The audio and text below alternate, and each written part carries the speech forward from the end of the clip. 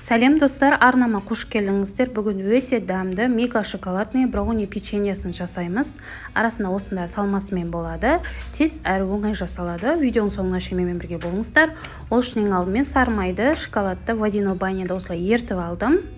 Ертіп алғаннан кейін суытуға қойып қоямыз. Жұмыртқаға аз-аздан қант салып отырып миксерлеп шығамыз. Масса өз-өзін ұстағанша миксерлейміз.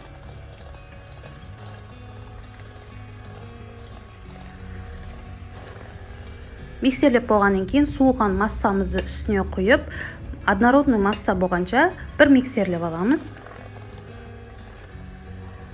Он разрыхитель, ванильный сахар или ванилин салып жақсылап араластырамыз. Арасында комок қалып кетпеу керек. Жақсылап араластырып алып, холодильникке 10-15 минутқа қойып қоямыз. 15 минут өткеннен кейін осылай қолдарымызбен домалақтап аламыз. Әр домалағы менде 45 граммнан шықты. Араларын осылай ашық-ашық етіп қойып аламыз. Алдын ала қызып тұрған 170 градус температурада печкеде 15 минут пісіреміз. 15 минутта полностью пісіп шығады. Одан артық істемеңіздер, печенье қатып қалады. Өте дәмді, көтеріліп піседі осылай. Суытып қоямыз. Печенье полностью суы керек.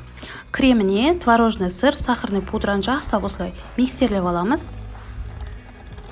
Миксерлеп алғаннан кейін комнатный температурада тұрған сары майды қосамыз. 82%-тен төмен болмау керек проценті.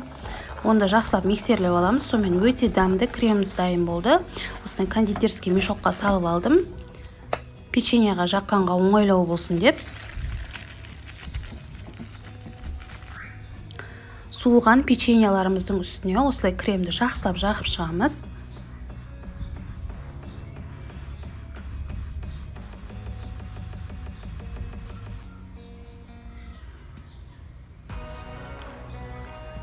Жағып шыққаннан кейін екінші печеньені үстіне осылай қойып шығамыз. Міндет түрде 2-3 сағат тұру керек. Печенье мен крем бір-біріне сіңу керек. Сонымен өте дәмді брауни печеньеміз дайын болды. Ас болсын міндет түрде жасап, жанұяларыңызды қуантыңыздар.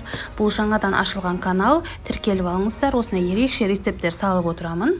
Рецепт ұнап жатса, лүпіл басып, арнама тіркеліп кетіңіздер.